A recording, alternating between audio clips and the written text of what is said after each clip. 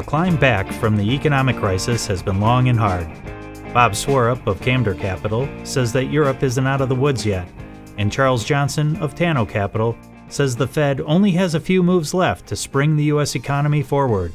Both spoke with John Lothian News about their outlook for 2014. From where I'm standing at least, I look at Europe. Europe I think is still very much in the doldrums. I think where they are at the moment is they're in the eye of the storm. Things have calmed down, the world's in a slightly better place, growth looks like it's coming back, but in reality the underlying problems haven't gone away. So if you look at Germany, for example, Germany is still very much in charge of the purse strings. If you look at Spain, Italy, Greece and so on, they still desperately need money.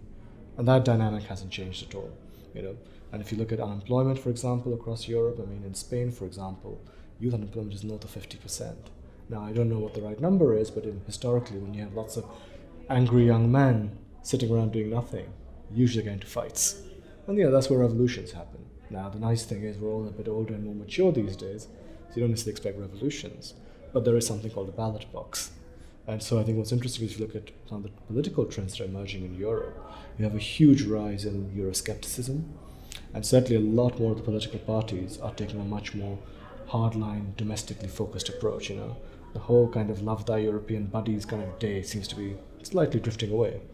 The other thing which I find fascinating is that if you look at the world right now, there is a huge rise in protectionism that is happening underneath the surface. So if you look at all the trade treaties that are being signed at the moment, the WTO has kind of been emasculated and moved sideways.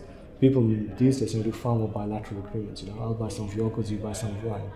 And that's great, it's a nice swap, and it gets you growth right now, but over the long run, what it means is you're constricting trade flows. The fact that banks, of course, have all the regulation on them and rather crappy balance sheets makes the matter worse because they, of course, now are focusing much more on their domestic core businesses, less on the international stuff. So cross-border lending has started to come down as well. And then, of course, if you look across, whether it's in the States, whether it's in Europe, in Asia, and so on, increasingly more and more countries are implementing, their version of protective tariffs.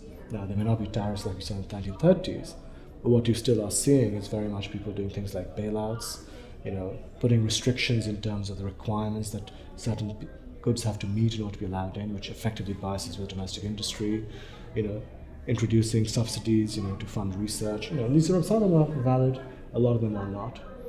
So I think those are some of the threats that you have out there. I think the Fed at this point has pretty much painted themselves into a corner. So I expect the Fed to start taking the focus off of tapering in what they're talking about. And I expect them to shift the debate away so that they don't even mention tapering into another arena, perhaps GDP targeting or something. I expect them to switch the conversation because I don't think they can effectively even taper a teeny bit without causing a big magnified crash. And I think they're smarter than that. They understand the problem. And so, like a good magician, they will change the focus from here